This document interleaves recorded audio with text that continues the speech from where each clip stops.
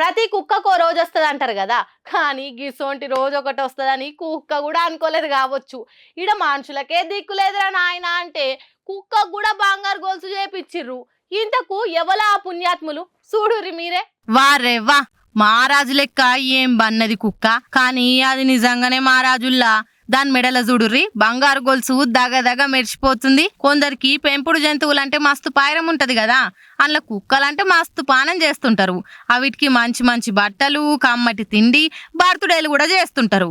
అయితే ముంబై చెంబూర్లుండే సల్దాన్హా అనే గీమె అలా కుక్కను తోలుకొని ఓ బంగారం షాప్లకు వచ్చి ఆడనే 2.5 లక్షలు ఖర్చు పెట్టి ఓ బంగారు గొలుసు కొని మెడలేసింది. 35 గ్రాములుందట ఆ గొలుసు.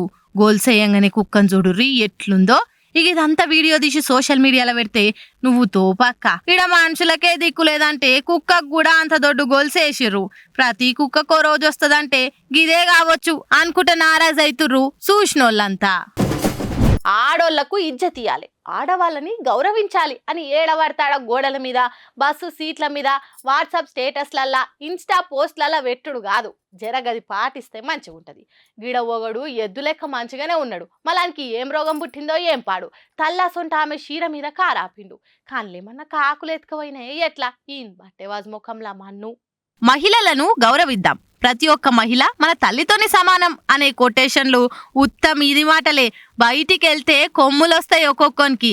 చూడుర్రి గీ బట్టెవాజ్గాళ్ళు కళ్ళు నెత్తికెక్కి గీ అమ్మ షీర మీదనే కారాపిర్రు. ఆమె ఆడ బతుకు తెరువు కోసం కూరగాయలు అమ్ముకుంటుంటే ఒకడు ఊకే ముంగట ఫోన్ మాట్లాడుకుంటా అటు ఇటు తిరుగుతుండు. అక్కడ ఓ బిడ్డ వచ్చే గిరాక్ కూడా అటే మర్రిపోతుంది అని చెప్తే ఇడు కయ్యం పెట్టుకుండు. ఇటు ఇంకోడేమో ఆమె వెనకకే షీర కొంగు మీద కార్ పార్క్ చేసి వెళ్ళిపోయిండు. జరసేపు అయినాక అమ్మ చూసుకుంటే షీర కొంగు పయ్యలిరికిపోయింది. ఓయమ్మనే ఓర్ నాయన్నే అని లబోదిబో మొత్తుకుంటే పోలీసోళ్ళు వచ్చి అటేట్ చేసి బయటకు తీసిర్రు. పై ఇప్పి ఎత్తుకపోయిర్రు. ఆ టెన్కాళ్ళొచ్చి ఎంత మొర పెట్టుకున్నా చల్ నడువురు బేడికెళ్ళి మీ కళ్ళు కనబడలేవా, గిట్లవాడన్నా పార్క్ చేస్తాడా అని ఓ 4 ఖర్చులకిచ్చి ఏదన్నుంటే పోలీస్ స్టేషన్లో మాట్లాడుకోరొచ్చి అని చెప్పి వెళ్ళిపోయిర్రు.